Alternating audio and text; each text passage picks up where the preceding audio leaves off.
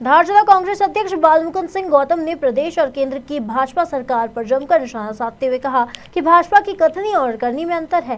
Petroleum पदार्थ की मूल्य वृद्धि और बिजली कटौती को लेकर क्षेत्र का आम जन त्रस्त है और सरकार मदमस्त है। वहीं दंगाइयों के मकानों पर बुलडोजर चलाने को लेकर कांग्रेस जिला अध्यक्ष गौतम ने कहा कि जिसने अपराध किया है उसे सजा देनी चाहिए। पूरे घर पर बुलडोजर चलाना और पूरे घर वालों को सजा देना कहाँ का न्याय है। साथ ही गौतम ने पद्मावर विधायक और प्रदेश सरकार में औद्योगिक नीति एवं निवेश प्रोत्साहन मंत्री राजवर्धन सिंह दत्तीगांव पर भी इनामी अपराधी को संरक्षण देने के आरोप लगाए हैं। और क्या कुछ कहते हैं कांग्रेस जिला अध्यक्ष गौतम, सुनिए हमारे बदनावर सहयोगी पवन वैष्णव के साथ इस खास चर्चा में। नमस्कार, खबर मध्य प्रदेश में आपका स्वागत है और हमारे साथ इस वक्त खास चर्चा में धार जिला कांग्रेस अध्यक्ष बालमुकुंद सिंह जी गौतम मौजूद है। वर्तमान में धार जिले के कांग्रेस अध्यक्ष है और बदनावर विधानसभा क्षेत्र में ग्रामीण क्षेत्रों में विवाह समारोह में सम्मिलित होने आए थे।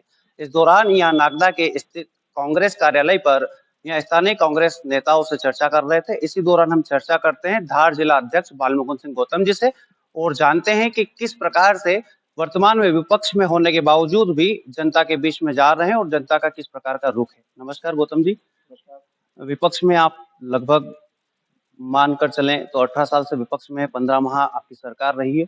अब जब आप जनता के बीच में जा रहे हैं तो क्या रुख लगता है आपको? जब मैं जनता के बीच जा रहा हूँ तो अभी पहले तो लहसुन और प्याज का निर्यात बंद कर चुकी है सरकार, भाजपा सरकार, और अब उन्होंने गेहूं का निर्यात पर भी रोक लगा दी है, जिससे अभी ही रोक लगते ही कम से कम 200 रुपये क्विंटल का घाटा किसान को होना शुरू हो चुका है। कहीं न कहीं ये भारतीय जनता पार्टी सरकार किसान विरोधी सरकार है, किसान को संपन्न होने देना नहीं चाहती है। और बिजली का देख ही रहे हैं आप, बिजली से पूरे किसान हलाकान हुए बैठे हुए हैं और महंगाई की मार पूरी जनता पे पड़ी हुई है। डीजल, पेट्रोल, गैस और आपका मसाला वगैरह जो भी है, लगभग सभी चीज़ें पेट्रोल डीजल के भाव ज़्यादा होने से क्योंकि ट्रांसपोर्टिंग बढ़ जाती है, उससे सभी चीज़ के भाव बढ़ गए हैं। महंगाई से पूरा क्षेत्र, पूरी जनता, हर वर्ग का व्यक्ति महंगाई से बहुत ज़्यादा परेशान है और सरकार महंगाई की ओर बिल्कुल ध्यान नहीं दे रही है। सिर्फ मुद्दों से भटकाने के लिए भारतीय जनता पार्टी के लोग हिंदू मुस्लिम का मुद्दा सामने लाते हैं ताकि महंगाई को उसके पीछे दबाया जा सके, छिपाया जा सके। जब केंद्र में कांग्रेस की सरकार थी 2014 के दौरान, तब बीजेपी पेट्रोल डीजल की मूल्य वृद्धि को लेकर खासी आक्रोशित देखी जा रही थी। तब पेट्रोल का मूल्य 70 रुपए के लगभग था, लेकिन आज दुगना मूल्य होने की ओर अग्रसर है। उसके बावजूद भी बीजेपी की केंद्र में और प्रदेश में सरकार है, पेट्रोल मूल्य वृद्धि होती चली जा रही है। कांग्रेस एक दमदार विपक्ष की भूमिका निभाने में कुछ हद तक तो साबित हो रही है, लेकिन कुछ हद तक पीछे भी जा रही है। कांग्रेस किस तरीके से इस मुद्दे को भुनाकर आम जनता के बीच जा सकती है? युवा कांग्रेस ने महंगाई के मुद्दों को लेकर के प्रदेश में बहुत ज़्यादा आंदोलन किया, जिस पर भारतीय जनता पार्टी की सरकार ने दमनकारी नीति अपनाई। उन्होंने वाटर गैलन से पानी मारा, लाठीचार्ज किया, काफ़ी उन्होंने परेशान जो है कांग्रेस के कार्यकर्ता किया है। लेकिन हम पीछे नहीं हटेंगे, कांग्रेस पीछे नहीं हटेगी। 19 तारीख को हम महंगाई की विरोध में पूरे प्रदेश से ब्लॉक स्तर पर धरना प्रदर्शन करने जा रहे हैं। जब तक कि महंगाई कम नहीं होगी, कांग्रेस चुप नहीं बैठेगी। ब्लॉक स्तर पर, जिले स्तर पर, प्रदेश स्तर पर हम आंदोलन करते रहेंगे। जब भी बीजेपी सरकार में कोई दंगाई दिखाई देता है, कोई अपराधी दिखाई देता है, तो उसके घर, उसके मकान, उसके प्रतिष्ठानों पर बुलडोजर चलाए दिए जाते हैं। ये बुलडोजर चलाने की जो प्रक्रिया है, ये कितनी सही मानते हो आप? मेरा कहना ये है, कांग्रेस का कहना भी यही है, अगर बुलडोजर चलाना हो, जैसे एक घर में 5 भाई हैं, एक भाई ने अगर कोई गुनाह किया है तो 5 भाई उस गुनाहगार के वो नहीं है। एक भाई पर गुनाह किया है तो एक भाई के लिए जो करना हो, आप फांसी लगा दो, हमको मंजूर है, लेकिन जो 4 बेगुनाह हैं उनको सजा नहीं मिलना चाहिए। और भारतीय जनता पार्टी भेदभावपूर्ण रवैया अपना करके और ये बुलडोजर चला रही है।